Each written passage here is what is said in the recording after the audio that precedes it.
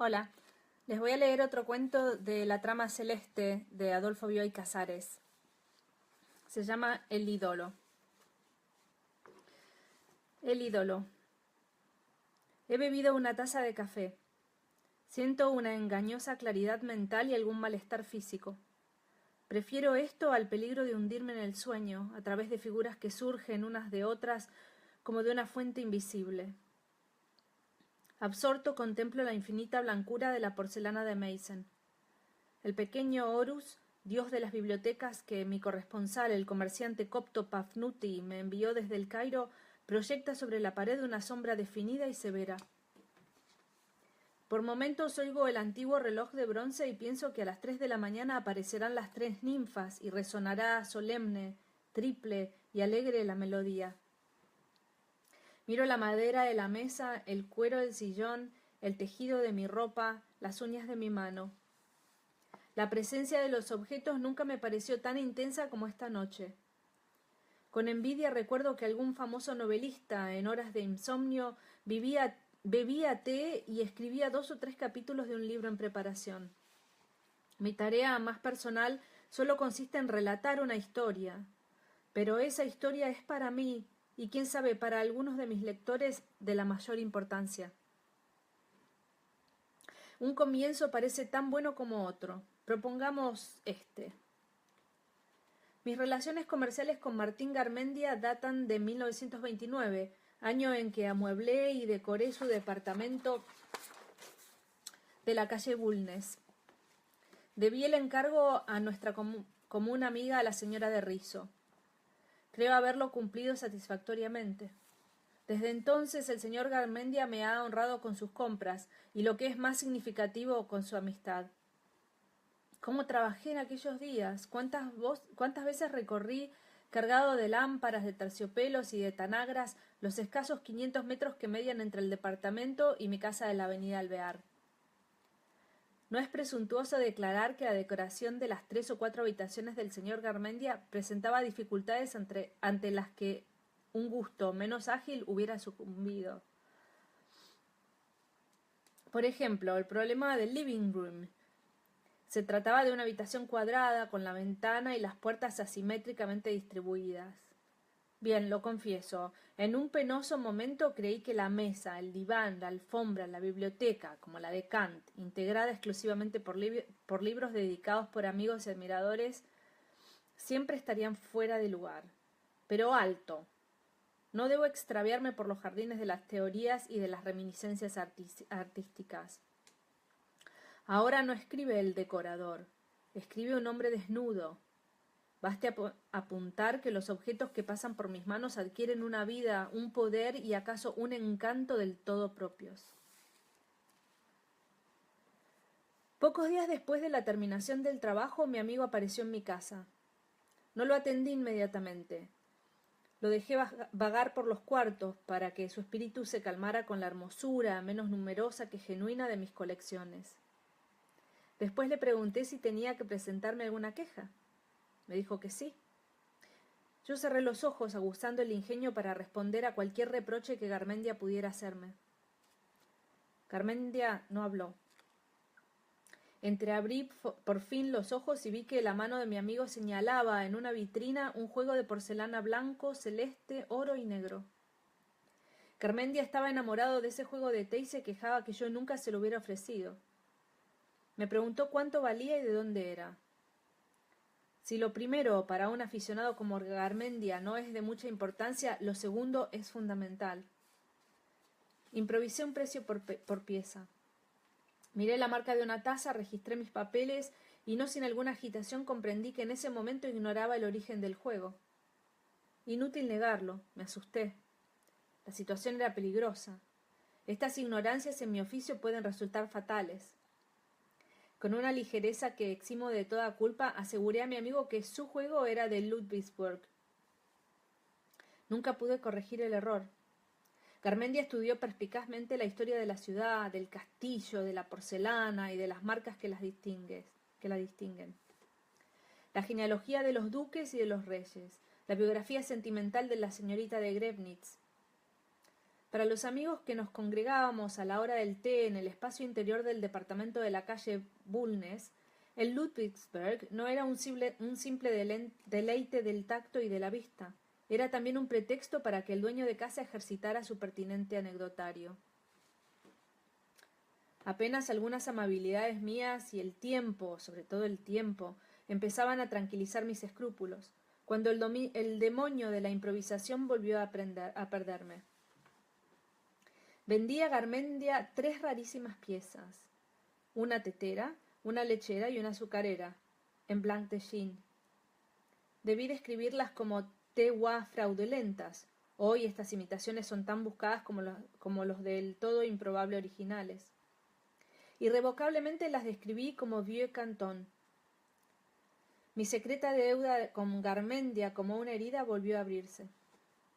No es raro, pues, que en 1930, cuando cumplía la última de mis periódicas giras por Europa, la preocupación de adquirir piezas que pudieran interesar a Garmendia determinara más de una de mis transacciones. El afán de alimentar a mis clientes con una continua inyección de belleza me dispersó por los más famosos mercados de antigüedades de Francia, de Italia, de España, de Bélgica y de Holanda, para concentrarme luego en el Hotel Duot de París y en la Vía de Babuino de Roma, e impulsarme finalmente hasta lugares cerriles y apartados como Goulgnac en Bretaña. Llegué a este pueblo 15 días antes de la venta en remate del castillo. Por indicación de algún amigo me alojé en la casa de la viuda Belladreau, una señora demasiado enlutada y demasiado maternal. El otro pensionista era un inglés reumático llamado Thompson, que pasaba 12 horas el día enterrado, probablemente desnudo, en una tina repleta de arena. Para comodidad de Thompson, la señora había colocado la tina en el comedor. Con estas personas hablé de los moradores del castillo. La patrona me aseguró que el último señor de Goulgnac, e imitación del libertino de los dramas que siempre llega al tercer acto en silla de ruedas, había perdido en orgías el dinero y la salud. Le pregunté quiénes participaban en las orgías, si era gente del lugar, la hipótesis le pareció injuriosa, o si venían de París y de otras partes, la hipótesis le pareció improbable.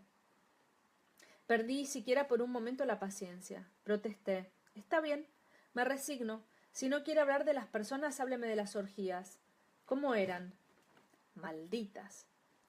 Comprendo, afirmé, entornando los ojos y saboreando el vuelo seguro de mi fantasía. El señor Goulgnac es funcionario colonial jubilado. Adivino sus atroces bacanales. Solitario, encerrado en su cuarto, se emborracha. Goulgnac no prueba el alcohol, me aseguró la señora. En cuanto a su afirmación de que ha sido funcionario colonial, es demasiado monstruosa para contestarla. No se acalore, le dije. Volvamos a las orgías. Debieron de ser bastante animadas para que Goulgnac perdiera la salud. La vista, que es más importante, me interrumpió la señora. ¿Es ciego? Todos los hombres de su familia mueren ciegos. Debe ser un mal hereditario. Hay una poesía anónima del siglo XV que trata de la ceguera de los Goulgnac. Si quiere se la recito.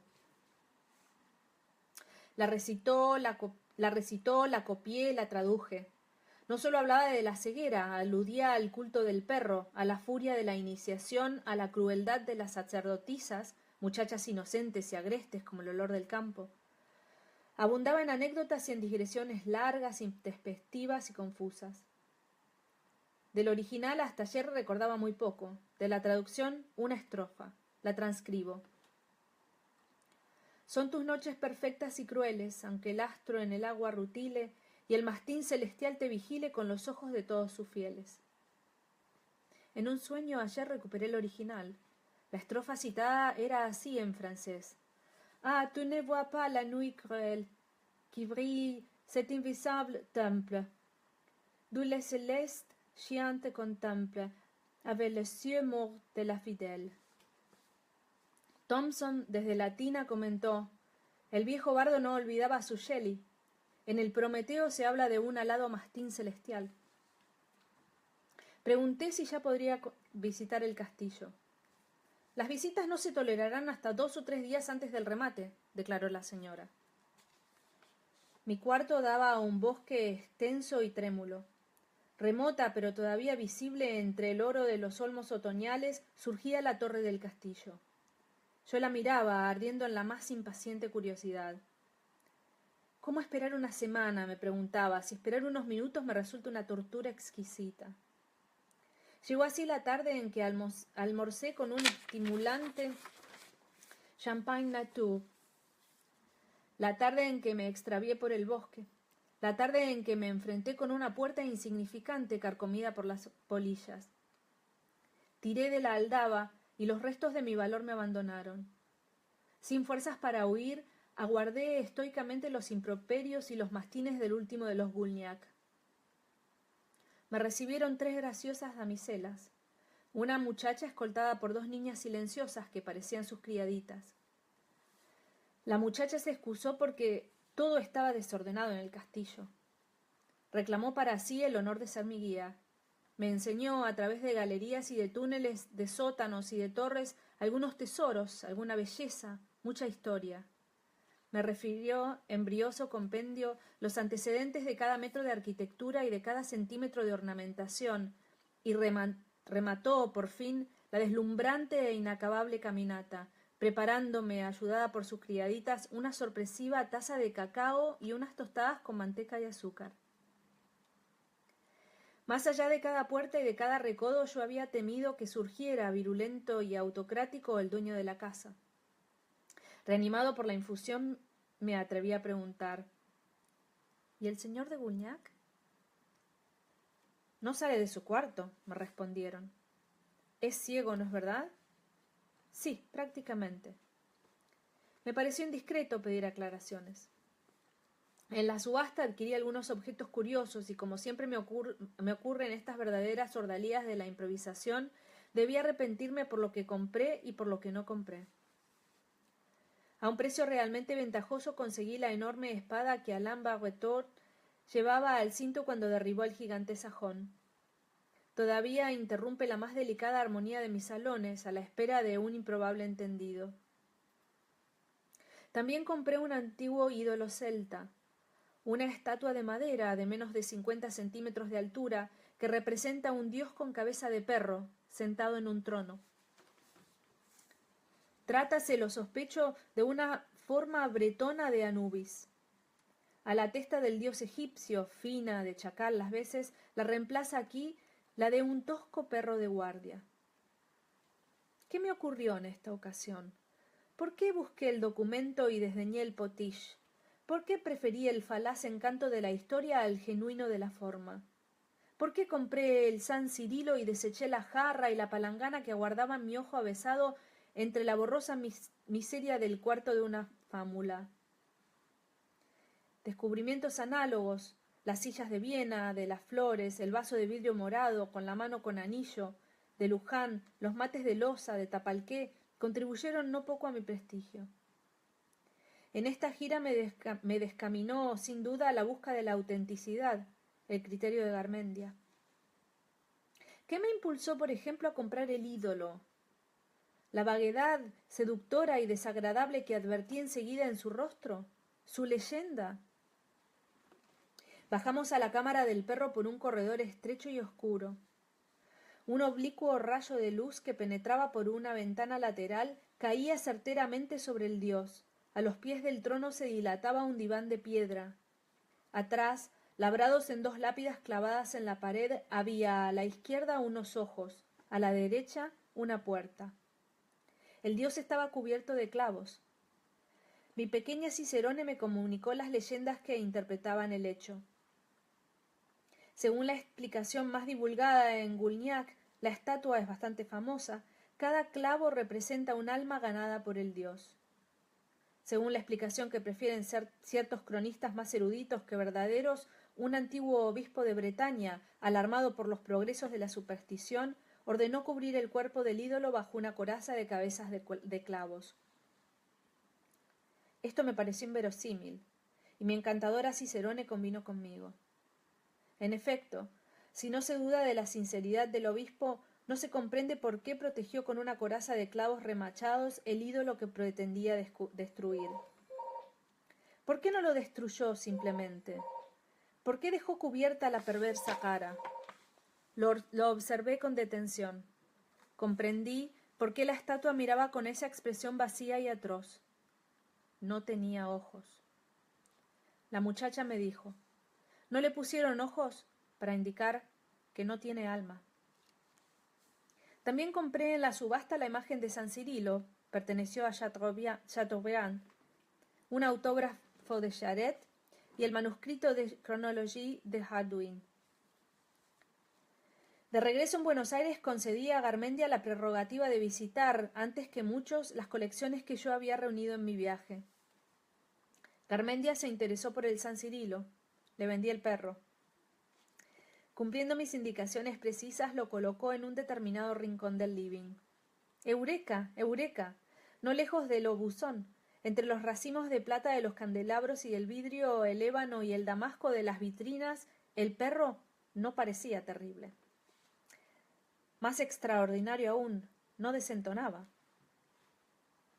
Una hermosa mañana de fines de agosto, una de esas mañanas en que la primavera se delata en cierta hondura de la tibieza, en cierta vehemencia del verde, en cierta reducción del catarro, yo estaba arreglando el anaquel de los mapamundis, ora el de los relojes antiguos, cuando me sobresaltó la campanilla de la puerta. Temeroso de que se tratara de algún comprador inoportuno, corrí a abrir. Valija en mano, entró con resolución una muchacha. Algo en su vestimenta pobre y estrafalaria, en su cuerpo flaco y huesudo, en sus brazos largos y musculosos, me recordaba el clásico estudiante disfrazado de mujer del festival del 21 de septiembre. Pero el retrato de Geneviève Esther María sería del todo infiel si no añadiéramos que en la hermosa vivacidad de su mirada había un cielo incontaminable. El pelo era negro, la tez blanca, rojiza en las mejillas, la conformación de la frente, la disposición de los ojos insinuaban una gata. En el ancho pescuezo había un vigor inesperado. No tenía curvas en el cuerpo.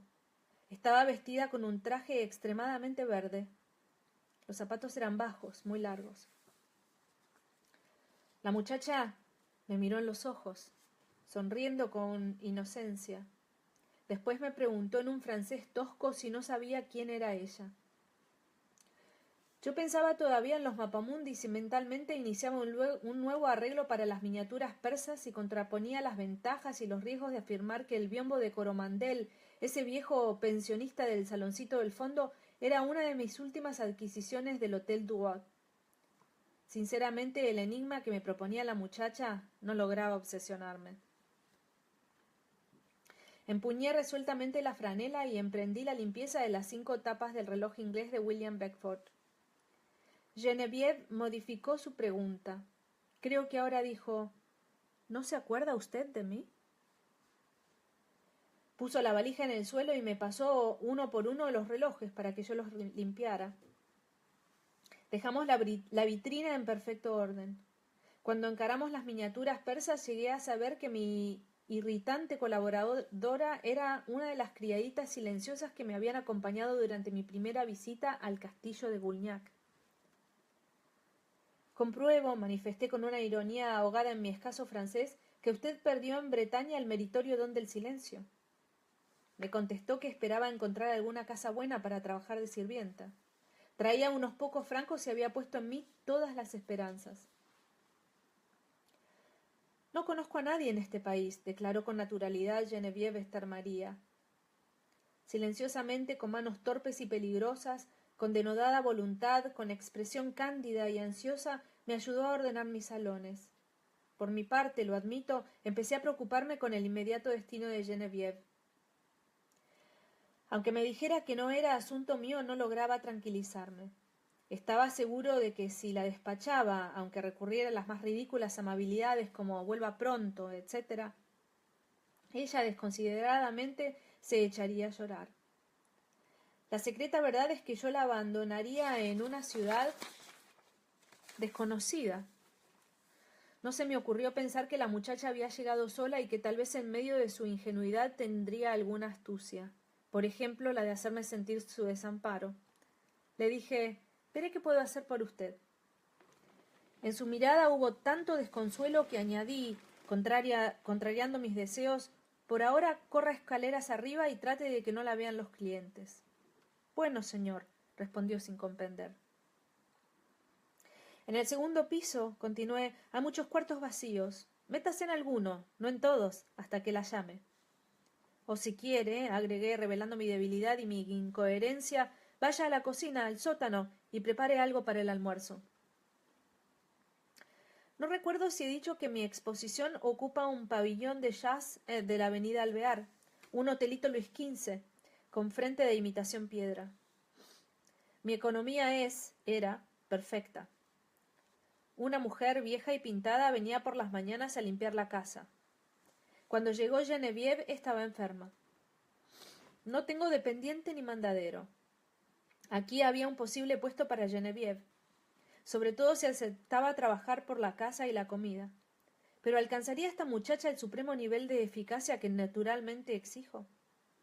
Mi corta y matutina experiencia era en verdad inquietante. Genevieve no admitía diferencias de tamaño entre objetos cuyo volumen no fuera superior a un puño.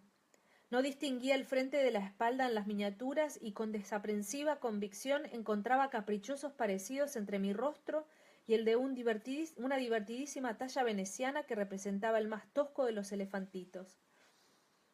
Pero vuelvo a mi casa.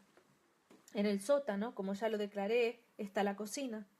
Tengo allí, además de un depósito de cajones vacíos, los elementos indispensables para prepararme rudimentarias meriendas de emergencia. La exposición ocupa la planta baja y el primer piso.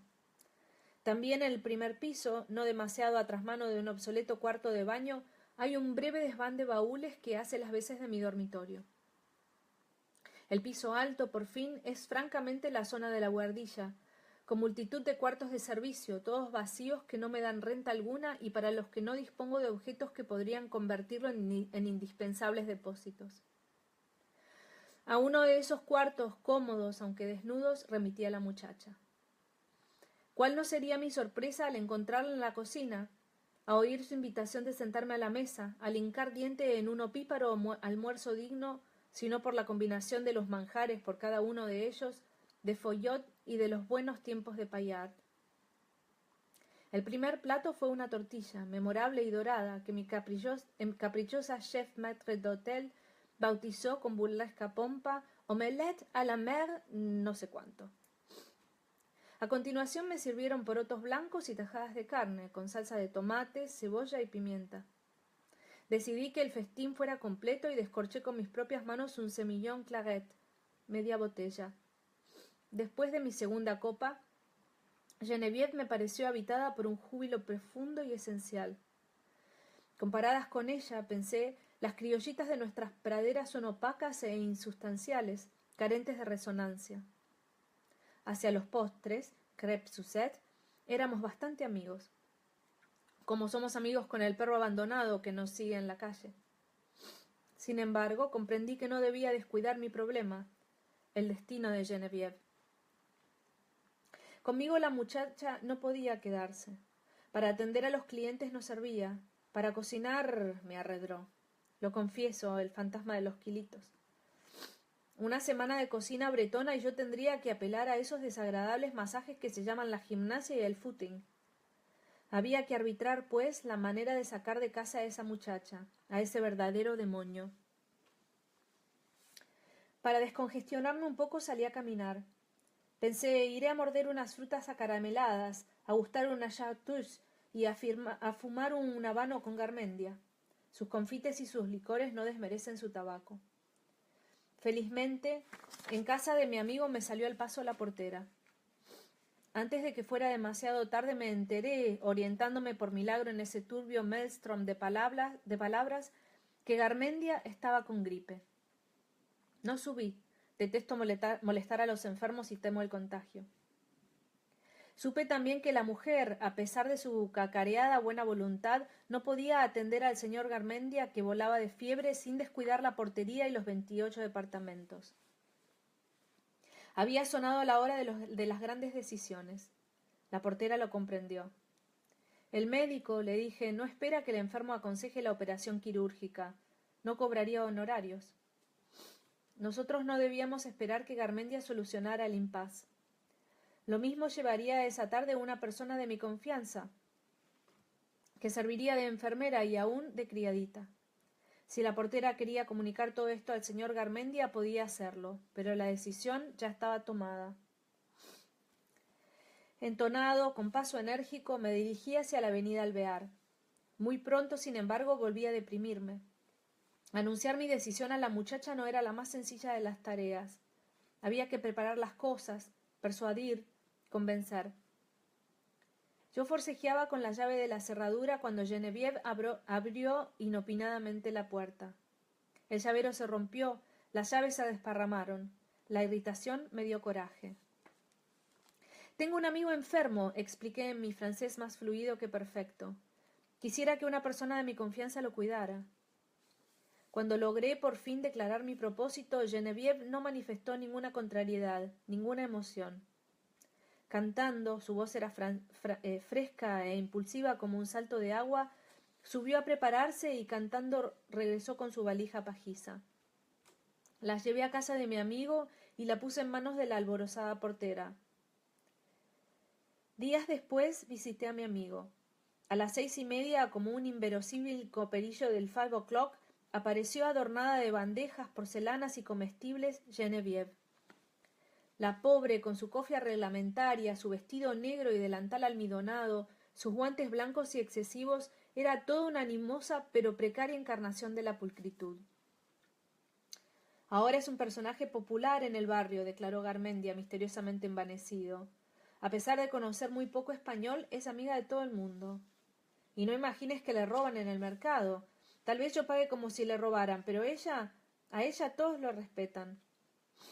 Agregó que no diría ni una palabra contra Genevieve. Cuando había estado enfermo, la muchacha lo cuidó maternalmente. Él se proponía pagar con la más espontánea gratitud.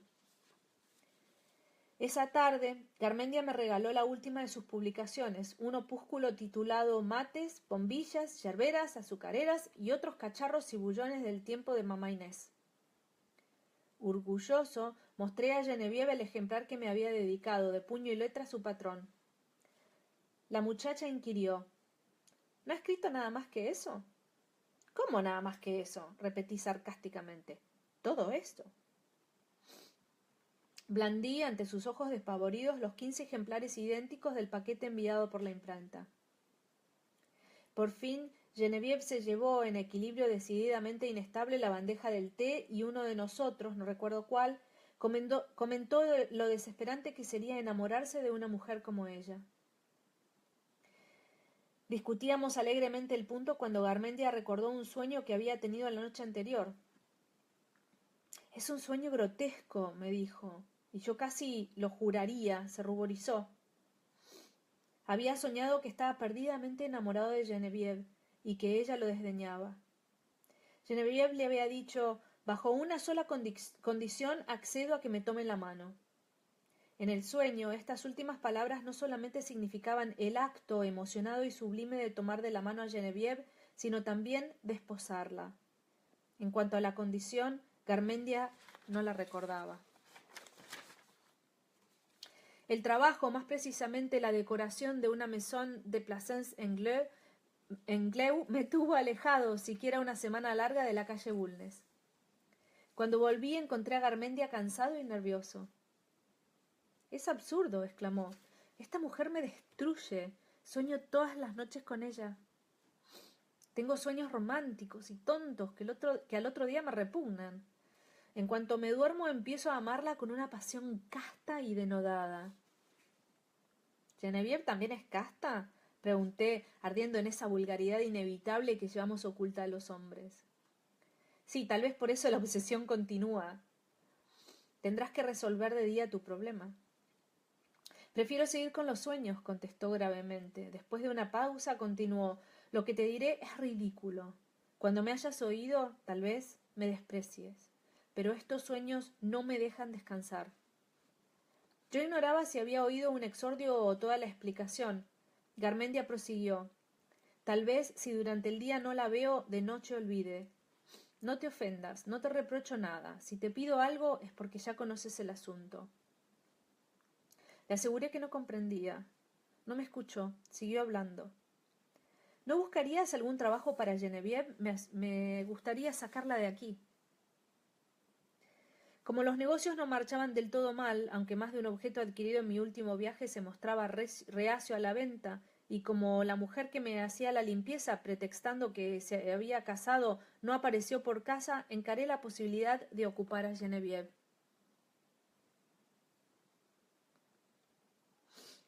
Cuando tomo una decisión, obro en el acto, sin demorarme en cavilaciones y temores. Esa misma noche rescaté a mi francesilla.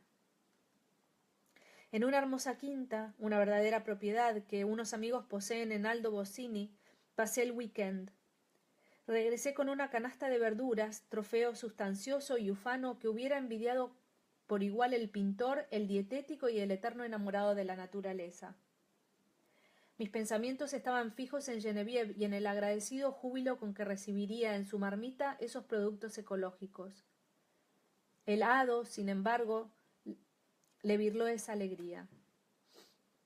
Ya en el umbral de casa pensé en Garmendia, en su delicada salud, en su aversión por los alimentos muertos, desvitaminizados, como él pintorescamente los llamaba, en los muchos favores que le debo, y sin más vacilaciones decidí visitarlo y ofrecerle ese incomparable poemario de la huerta, mi canasto. Lo encontré nervioso, casi enfadado. Mis verduras, sin embargo, franquearon su corazón. Me habló de los sueños, no habían cesado, y de Genevieve, con algún resquemor, con alguna nostalgia. Me confesó que su amor llegaba a ser en cada sueño más extravagante. En uno de los últimos había regalado a Genevieve un anillo con un hermoso rubí, que había sido de su madre y que él guardaba en la caja de hierro. Después me refirió cómo habían empezado los sueños. Estaba enfermo, explicó. Tenía mucha fiebre, pero me sentía mucho mejor. Para distraerme, Genevieve me hablaba. Me dijo que otro enfermo, el chico del encargado del depósito, estaba en plena mejoría y que sus padres le habían regalado un perrito lanudo. En cuanto me dormí, ese perro padeció alteraciones alarmantes y yo empecé a enamorarme de Genevieve. ¿Y ahora? Pregunté. Ahora es horrible, contestó, y con una mano se tapó los ojos. ¿Qué te propones hacer? Garmendia suspiró. Después dijo, si yo supiera, tal vez convendría que te llevaras el perro. No se refería al perro lanudo del chico, sino al ídolo. La remoción de Genevieve no ha bastado. El concepto de mi amigo sobre nuestra relación con los sueños me pareció harto ingenuo. En su mente, pensé, no en su casa, debían ocurrir las remociones. Me limité, sin embargo, a obedecer. Mientras sacaba del living room el ídolo, entreví una idea. Un verdadero plan, quizá. De vuelta al living tuve que reconocer que la supresión del perro había roto la mágica armonía del cuarto. Ensayé toda suerte de caprichosas combinaciones en la disposición de muebles y de potiches, pero el resultado, que una y otra vez proclamé con urgencia, fue uno solo: deficiente, deficiente. Entonces me atreví a hablar. Basta de paliativos, dije con asombrosa tranquilidad. Esta política débil a la larga no será provechosa. Primero Genevieve, después el perro, así que ¿quién sabe dónde llegaremos? Mejor encarar un cambio completo. El carácter de esta casa es demasiado peculiar. Miré en silencio a Garmendia. En el rostro de ese individuo irritante se insinuaron la sorna y la sorpresa. Sin desmayar, continué. En estos cuartos, un hombre que ha sufrido una obsesión está preso, prisionero. El mismo ambiente es aquí una obsesión, una encantadora pesadilla. ¿Qué me propones? Inquirió. En su tono advertí una rara ausencia de interés. No cabía duda de que los sueños habían transformado a Garmendia. Ya no era el hombre de los buenos tiempos, confiado y entusiasta. Lo deploré sinceramente. ¿Qué te propongo? Lo más simple, trocar este ambiente rococó y fin de siècle, en pocas palabras enfermizo, por uno ascético y moderno. Ahora, por casualidad, Cuento con unos cuadros verdaderamente sedativos de Jean Gris, quizá con algún Braque, con sillones y, por increíble que parezca, con biombos, según diseños de Man Ray, con cerámica embellecida por largos poemas de Zara y de Breton.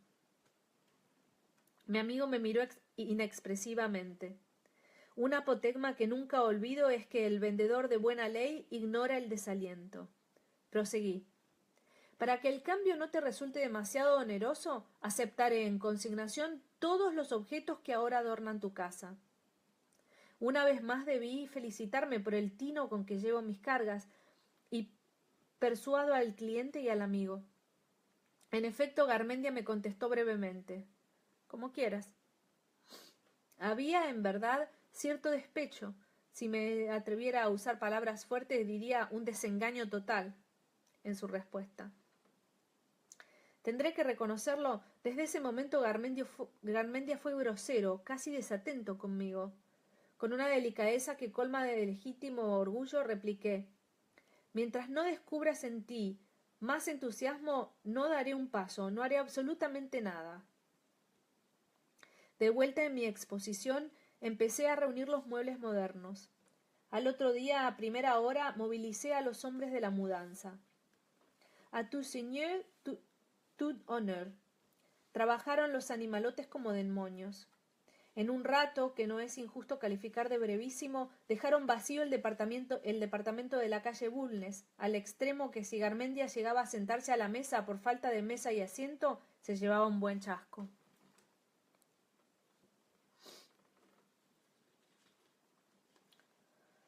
Mi gente no dio tregua.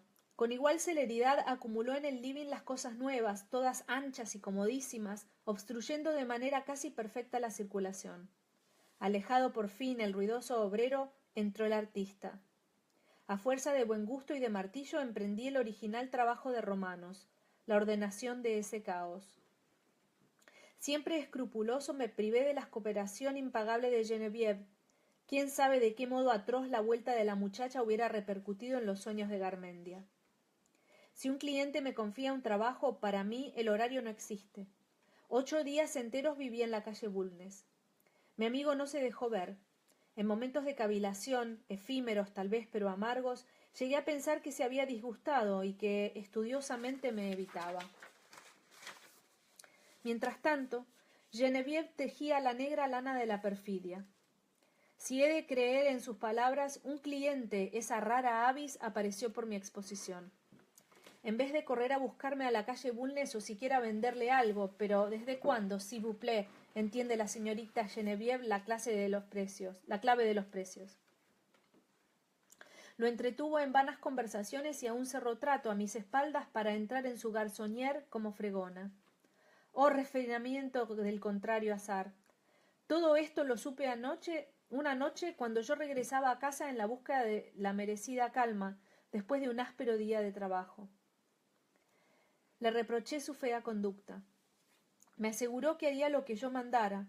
Se refugió en toda clase de subterfugios y evasivas e intentó distraerme con no sé qué historias de que se había perdido un perro ovejero. ¿Qué perro ovejero?, interrogué. Me respondió sin vacilar: el que hay en ese jardín oscuro, en la esquina de Coronel Díaz. Tuve una desagradable sospecha que se confirmó demasiado pronto. Me ajusté los guantes, el chambergo y el bastón y me dirigí en el acto a la esquina mencionada. Cuando me satisfice de investigar inútilmente a través de la verja, agité la campanilla. Pregunté al portero si habían extraviado un perro. El energúmeno me contestó que no había perros en la casa. De nuevo con mi soledad y con mi angustia, fatigué el cuerpo sin lograr que se apaciguara el alma, caminando a la luz de la luna por las calles del barrio antiguamente conocida como Tierra del Fuego. Me esperaba en casa una congoja más terrible aún. Inexplicablemente Geneviève había salido. ¿Por qué? ¿A dónde? Atormentado por la ira, por la tristeza y por el despecho, la imaginé en la dudosa garzonier de ese cliente desconocido fregando pisos. Primero resolví no acostarme hasta que regresara. Ensayar una interpelación sarcástica, prever su arrepentimiento y su humillación fueron mis pasatiempos melancólicos, mis fugacísimos consuelos. Después comprendí que estas complacencias de mi agravio eran sólo un pérfido reclamo, pero conducirme a torturas que yo mismo había urdido. La espera podía ser larga y mis nervios estaban rotos, no aguantaban. Me desvestí, me acosté. Qué atroz me pareció aquella noche. Con qué temerario candor busqué el sueño. Después de revolverme en el lecho en afanosa persecución de ilusorias posturas que gratificaran mi ansiedad, ya en la pálida madrugada encontré el olvido, e indudablemente me dormí. Soñé que me rodeaba por el oscuro jardín de la esquina de Coronel Díaz. Cuando me atreví a entrar en la casa, me desperté. Eran las 9 de la mañana. Me sentía fresco y descansado. Sin embargo, en el momento de recordarme, tuve la impresión de apenas haber dormido el transcurso de ese breve sueño. La inquietud de la noche anterior me parecía inexplicable. Pensaba en ella sin temor, como en algo ajeno y risible, tal vez como en una locura definitivamente curada. Sin averiguar siquiera si estaba en casa Genevieve, esta indiferencia me costó quedarme sin desayuno. Me fui a la calle Bulnes, con la patética esperanza de cobrar los muebles nuevos o de admitir, por lo menos, su anticipo. Garmendia me recibió con cajas destempladas. El pobre no podía ocultarlo, estaba de veras molesto. Por momentos yo temía por la losa con los versos de André Breton, que parecía condenada a estrellarse contra mi cabeza.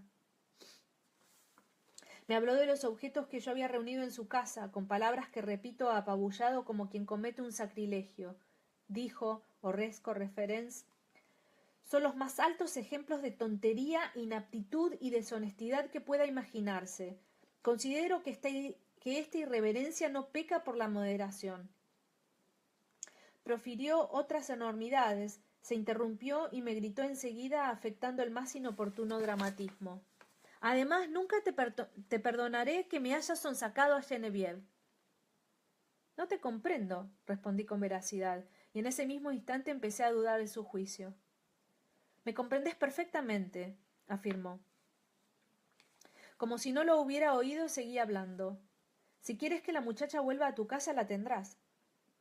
No puedo mandarla esta misma tarde porque ella se comprometió a mis espaldas, por cierto, para trabajar en el departamento, entre nosotros la garçonnière, de un señor.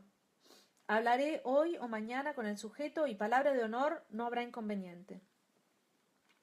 Escuchó este noble y persuasivo discurso con los ojos bajos, sin alentarme una vez con palabras o ademanes de asentimiento.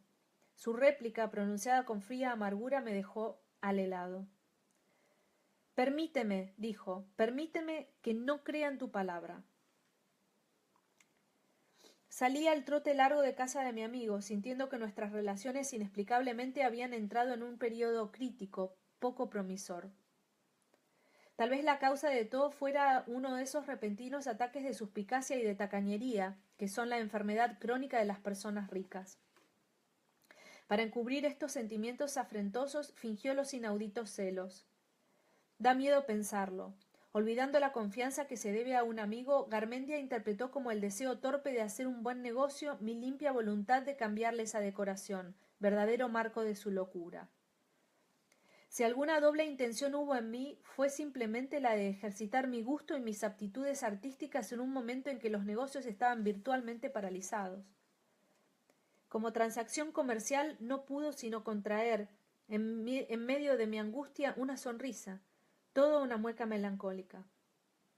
He vendido muy poco de los objetos que él me entregó en consignación, y en cuanto a los que tiene en su departamento, no los he cobrado, ni los cobraré nunca. En casa me encontré a Genevieve, graciosamente reclinada sobre el ídolo celta, en amable palique, en tête-à-tête con un pavoroso caballero ventrudo con amplios bigotes negros, con traje y guantes negros. En el acto comprendí la situación. Era el fulano que pretendía contratarla como sirvientilla.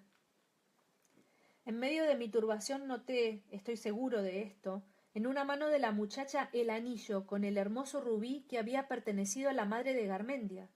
También estoy seguro que Genevieve sorprendió mi atónita mirada.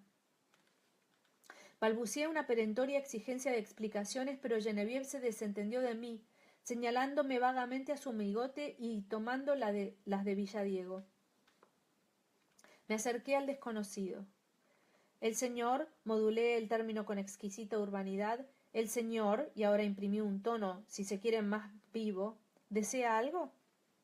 Sí, no, me contestó, atareado por dificultades respiratorias. Es decir, he venido por esta muchacha, una extranjera, una francesa que trabaja aquí, o que trabajaba. ¿Quiere que la llame? Pregunté. No, no hay necesidad, o como quiera, el hombre contestó. He despachado a la mucama y quería saber no más cuándo esta muchacha vendría a casa. Sentí en lo vivo el aguijón. Respondí. Quería saber no más cuándo Genevieve iría a su casa. Perfectamente, pero hay una dificultad. El hombre enarcó las cejas y adelantó su enorme cara y sus bigotes, expresando un candor quizá verdadero, quizá fingido, pero resueltamente odioso. Continué. La muchacha estaba comprometida con anterioridad para trabajar en casa de un amigo, un verdadero hermano para mí. Entonces, dijo el señor, me retiro. No hay más que hablar. Oh, sí, exclamé. Yo todavía no he hablado. Escúcheme bien. Genevieve no saldrá de esta casa. No me importa de amigos ni de compromisos, ni permitiré que nadie la trate a mis espaldas. El quidam abrió los tamaños ojos, se hundió el sombrero hasta las orejas y partió resoplando como una anticuada y pomposa locomotora. Toda esta deleznable comedia de la vida logró sin duda afectarme. A la noche soñé con Genevieve. Juraría que soñé con ella, aunque ni una vez la vi en el sueño. Estaba presente en símbolos. Era la apasionada penumbra de los paisajes y el secreto sentido de mis actos. Yo había entrado en la casa de la esquina de Coronel Díaz, pero la casa era antigua y enorme. Estaba exhausto. Me había perdido por una interminable sucesión de salones con retratos y gibelinos. Avancé, trémulo de alivio y de gratitud, por un corredor estrecho y oscuro, en cuyo fondo se divisaba un oblicuo rayo de luz. Mi pavor y mi asco fueron tan vehementes que me despertaron. Al otro día no ocurrió nada que merezca el recuerdo. Ocurrió en verdad un minúsculo episodio revelador, eso sí, de los abismos que se ocultan en Genevieve. Este episodio bastaría por sí solo para explicar mi conducta, que no requiere, por cierto, justificaciones. Mi deber es incuestionable, impedir que Genevieve consiga nuevas víctimas, para fulminar con su hereditaria, ciega y religiosa maldad. Por eso no he de cederla. Cuando me sirvió el desayuno pregunté por el anillo con el rubí. Se miró inocentemente las manos. En efecto, en sus dedos no figuraba. Sin dejarme acobardar ante esa mañosa estratagema, volví a la carga. Primero negó la existencia de todo anillo. Después reconoció que lo había encontrado en una cuneta, charco o impreciso lugar de la calle, que se trataba de una baratija de pura fantasía y que al atardecer lo había extraviado. Insistí inútilmente. Arranqué lágrimas, pero no confesiones. No necesito recordar que tal vez decía la verdad. Los rubores falsos y los genuinos son casi iguales, para estremecerme. Temblando bajé las escaleras, abrí un balcón y me asomé. Tengo la impresión de que no vi nada, ni el sol, ni los automóviles, ni la gente, ni las casas, ni los árboles. El mundo había muerto para mí. Al rato me encontré frotando con una flanela amarilla los clavos del ídolo. Por suerte la herrumbre era muy vieja y mis distraídos esfuerzos nada pudieron. Ni un solo clavo brilló. El ídolo no perdió su aspecto de cosa antigua y tremenda. Anoche, con inaudito candor, volví a dormirme. Como era inevitable, me encontré de nuevo en el corredor estrecho y oscuro, no lejos de la cámara en que se veía el oblicuo rayo de luz. Sentí que no debía acercarme a esa cámara, que debía retroceder, y antes de que fuera demasiado tarde huir. Pero tuve también la intolerable certidumbre de que allí estaban Genevieve y Garmendia. Preferí la muerte a seguir viviendo con esa duda, y di un paso. Desde el corredor solo era visible la parte de la cámara que estaba frente a la entrada, La secreta mecánica de los sueños me permitió ver lo que yo temía. Garmendia yacía en la cama de piedra. La muchacha, con una túnica blanca y leve que en mis sueños denotaba a la sacerdotisa, estaba arrodillada al borde de la cama, mirándolo estáticamente.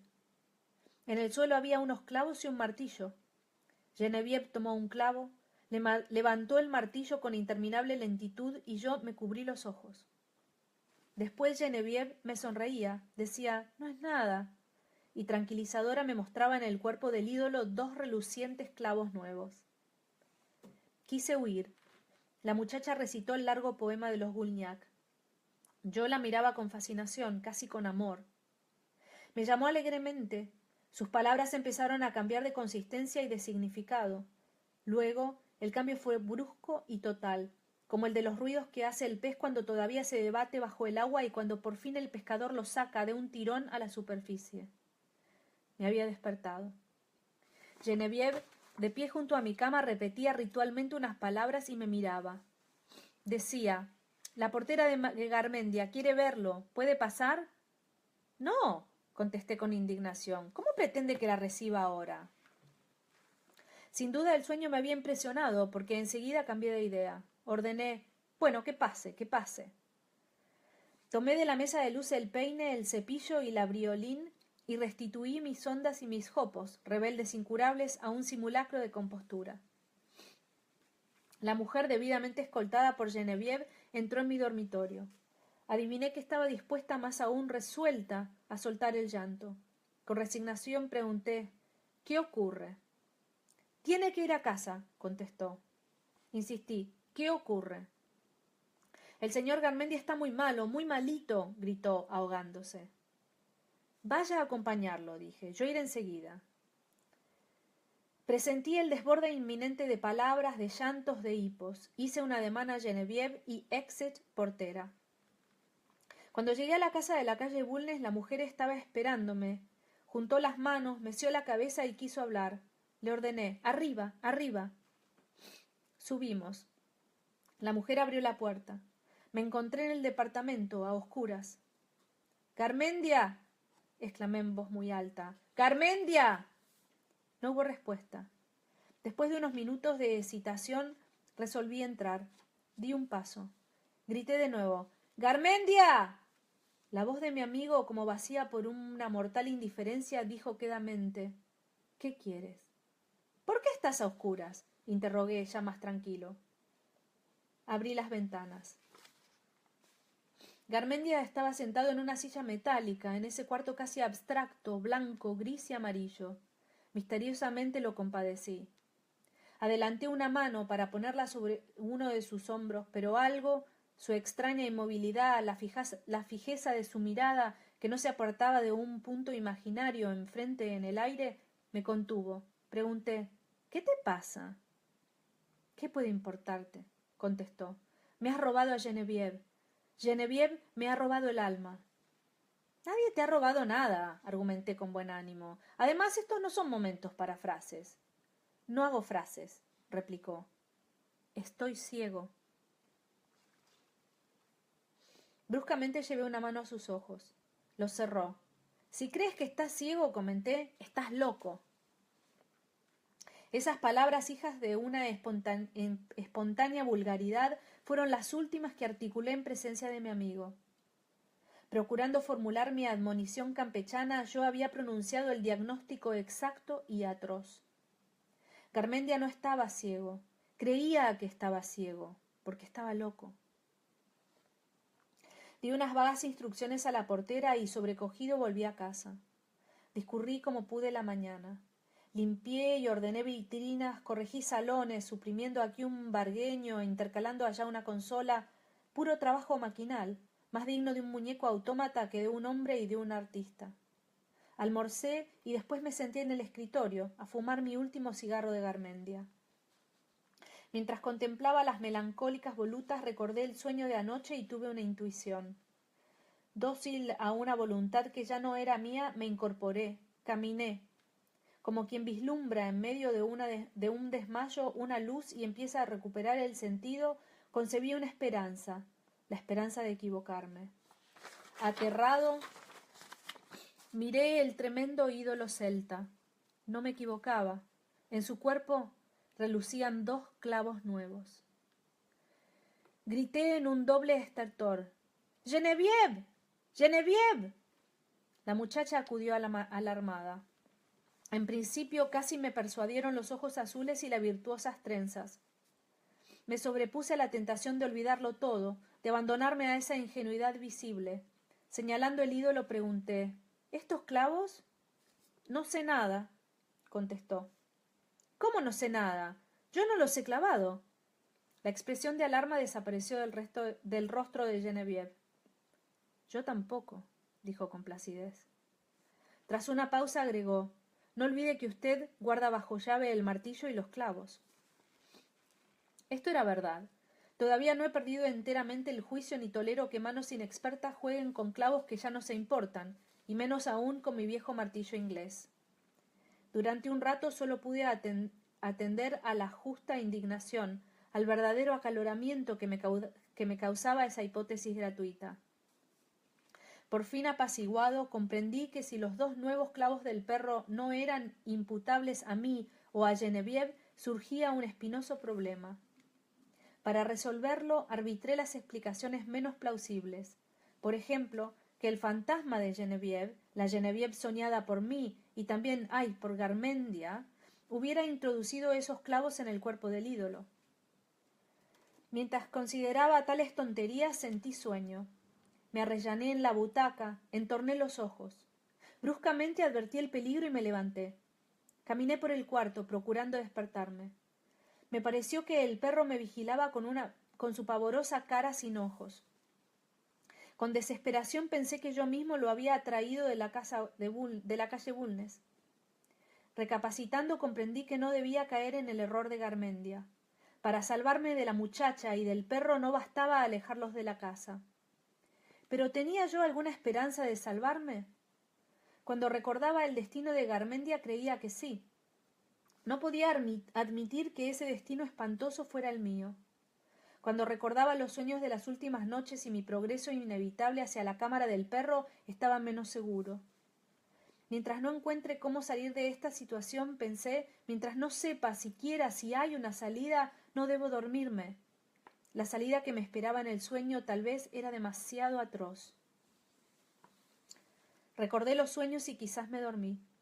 Yo estaba en el estrecho y oscuro corredor. Di un paso. Cuando iba a entrar en la cámara hice un aterrado movimiento, como si toda mi conciencia no se hubiera hundido en el sueño, como si yo me encaramara en mi último esfuerzo de náufrago a la parte del bote que no estaba sumergida. Desperté. Me encontré en la butaca, no recordaba cuándo me había sentado. Miré con asco sus monstruosos brazos de cuero. Me levanté. Instintivamente corrí al centro de la habitación. Sentí horror por todos los objetos, por todas las manifestaciones de la materia que me acechaba y me rodeaba como un cazador infalible. Descubrí, o creí descubrir, que estar vivo es fugarse, de un modo efímero y paradójico, de la materia y que el miedo que yo sentía en ese momento era el miedo de la muerte. Saldría a la calle, me alejaría, caminaría mucho. En alas de la más fogosa fantasía proyecté impacientes e inmediatas traslaciones. Después comprendí que todo esto era inútil. Yo sería como un hermano pájaro que volara, con su jaula al hombro. Me convenía permanecer en casa, quieto, sin mover un músculo. La fatiga podía ser funesta, engendraría el sueño. La tarde se deslizó con rapidez. No he dormido. Sin embargo, tengo de pronto recuerdos que, lo juraría, me llegan de un sueño. ¿Cómo explicar este reiterado fenómeno? ¿Cierro los ojos, sueño instantáneamente y me despierto? No lo creo. En todo el día no he cerrado una vez los ojos. Si lo hubiera hecho, guardaría el recuerdo de algún despertar. No sentiría este cansancio en los párpados. Entonces, ¿dónde vi recientemente el corredor que baja a la cámara del perro? ¿Dónde vi los ojos de Garmendia dibujados en una lápida a la izquierda? ¿Y dónde lo vi abrir una puerta dibujada en otra lápida a la derecha? ¿Dónde vi a Genevieve reclinada en un diván de piedra llamándome? ¿Dónde imploré de rodillas y dónde me impusieron una condición que ahora no recuerdo? Algo más. ¿Yo soñaba o estaba despierto cuando vi rondando por la esquina al individuo que pretendió sonsacarme a Genevieve? ¿Yo soñaba o estaba despierto cuando oí desde el balcón un diálogo entre ese mismo individuo y Genevieve en la propia puerta de mi casa? ¿Yo soñaba o estaba despierto cuando oí que Genevieve se despedía con las palabras «hasta mañana»? Si no me hubiera puesto a escribir, la cosecha inevitable de estos interludios oníricos hubiera sido la desazón y la locura. A la madrugada, cuando resolví componer mi relato, encontré la salvación. Por momentos escribí con genuino deleite. Por momentos, hacia el final, dormí. Harto lo habrá notado el lector. Alguna vez me despertaron las pesadillas, otras el reloj de bronce con su melodía horaria y sus ninfas y pastores, otras el estrépito de Genevieve limpiando en el sótano.